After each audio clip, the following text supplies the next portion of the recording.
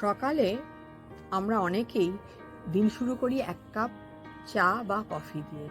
আমার ধারণা চা বা কফি যদি আমরা সকালবেলায় উঠে না পান করি, তাহলে আমাদের কোনো কাজে আমরা এনার্জি পাবো না, মাথা ঝিমঝিম করবে, আমাদের মাথা যন্ত্রণা করবে। আদতে কি চা বা কফি আমাদের এনার্জি দেয়, না এটি আমাদের শরীরের ওপর মারাত্মক ক্ষতিকারক প্রভাব ফেলে? তাই জানবো আমরা আজকের এপিসোড থেকে।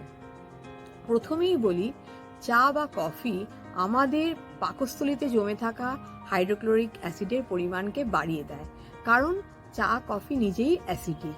ফলে আমাদের খালি পেটে চা বা কফি পান করলে হজমের সমস্যা দেখা যায়। দীর্ঘমেয়াদী এটি গ্যাস্ট্রাইটিস বা পেপটিক আলসারের মতো সমস্যারও কারণ হতে পারে। এছাড়া চা বা কফিতে থাকা ক্যাফিন আমাদের ইনসুলিনের পরিমাণকে শরীরে কমিয়ে দেয় এবং শরীরে থাকা স্ট্রেস হরমোন কর্টিসলের পরিমাণকে বাড়িয়ে দেয়। তার ফলে আমাদের রক্তে শর্করা বা গ্লুকোজের পরিমাণ বেড়ে যায়। দীর্ঘমেয়াদী এটি টাইপ 2 ডায়াবেটিসেরও কারণ হতে পারে। এছাড়া চা বা কফি আমাদের শরীরে দ্রুত তরলকে নিঃসরণ করে, ফলে আমাদের ডিহাইড্রেশন বা ইলেক্ট্রোলাইটের ভারসাম্যহীনতা দেখা যায়। চা বা কফিতে থাকা ক্যাফিন আমাদের মনের ওপর সাংঘাতিক প্রভাব ফেলে। আমাদের মানসিক উদ্বেগ দেখা যায়, খিটখিটে মনোভাব দেখা যায়। এছাড়া হাত পা কাঁপা এবং দীর্ঘমেয়াদী এটি আমাদের মনের মধ্যে নেতিবাচক প্রভাব ফেলে। তাই আজকে থেকে আমরা খালি পেটে চা বা কফি গ্রহণ করার অভ্যাসকে ত্যাগ করব। তাহলে এখন প্রশ্ন জাগতে পারে যে আমরা কি কখনোই সারাদিনে চা বা কফি গ্রহণ করব না? অবশ্যই গ্রহণ করব।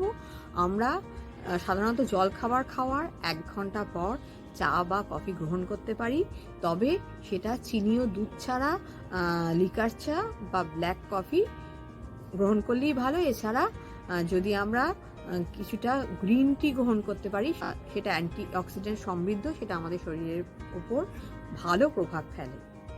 আরেকটি প্রশ্ন জাগতে পারে, তাহলে আমরা খালি পেটে চা বা কফির বদলে আমরা কোন ধরনের পানীয় গ্রহণ করতে পারি? প্রথমেই বলবো, ঘুম থেকে উঠে খালি পেটে 1 গ্লাস ঠান্ডা জল খাওয়া দরকার।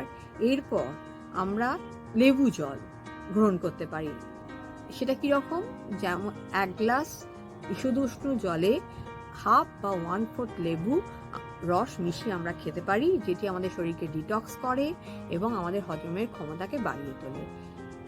এছাড়া হচ্ছে লেবু বা মধুর জল, যাদের ডায়াবেটিসের সমস্যা নেই তারা এই ধরনের পানীয় গ্রহণ করতে পারে। এর ফলে তাদের ক্ষেত্রে মেটাবলিজমের হারটা ঠিকঠাক থাকে। নেক্সট হচ্ছে বেকিং সোডার জল, যেটি অ্যাসিডিটিকে দূর করে এবং হজমের শক্তিকে বাড়িয়ে তোলে।